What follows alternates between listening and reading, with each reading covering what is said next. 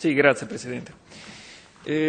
Con questa semplice interrogazione noi potremmo quasi dire si legge da sé, nel senso che quando discutevamo del consorzio USA-Corno in agosto dicevamo che causa crisi il consorzio non aveva potuto mettere, diciamo così, a segno alcuni colpi finanziari perché c'erano stati degli sborsi di denaro consistenti negli ultimi anni, eccetera. Noi da lì siamo partiti, abbiamo cercato di capirci qualcosa in più e siamo venuti a conoscenza di questi contratti di cui l'assessore sicuramente saprà, di compravendita e niente, ci chiedevamo, siccome in molti casi sono previste anche delle bonifiche dei terreni, ci chiedevamo quali interventi di bonifica siano stati effettuati su questi terreni e se le eventuali garanzie, anche fiduciarie bancarie che erano state rilasciate all'epoca, siano, nel caso in cui le bonifiche non siano ancora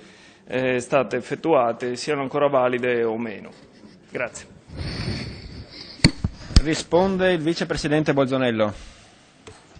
Grazie Presidente. Consigliere, in esito a quanto richiesto con l'interrogazione in oggetto, è necessario premettere che appare problematica, alla luce delle argomentazioni svolte, l'individuazione esatta dei terreni in parola e conseguentemente delle bonifiche correlate di cui è chiesta notizia. Nel 2010, peraltro, vi è stata un'unica acquisizione importante interessata da tali oneri, ma per un valore inferiore.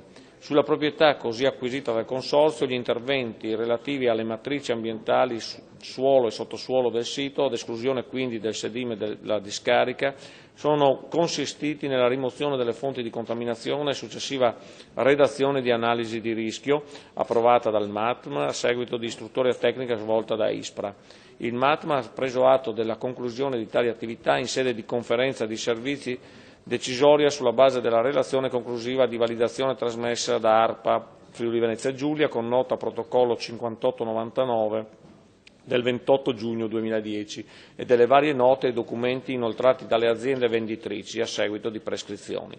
Tutte le attività di cui sopra sono state effettuate da IVEM Srl e Cogolo Srl antecedentemente alla vendita dell'area al Consorzio. Relativamente alla bonifica della falla, gli interventi sono stati autorizzati dal MATM con decreto protocollo 229 del 12/11/2011, intestato peraltro ancora alle società venditrici. Di talché è stato svincolato l'importo cauzionale previsto in quanto verificato il ricorrere delle circostanze contrattuali previste. Il Consorzio non ha effettuato ad oggi interventi di bonifica ulteriori. Grazie. La parola al consigliere Sergo per la replica.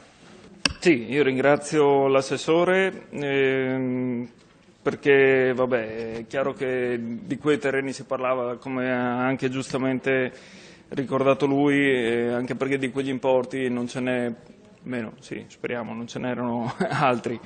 Per quanto riguarda invece la sua risposta, mi limito solo a dire bene il fatto che siano stati tolti i cosiddetti, come li ho chiamati, le fonti di contaminazione.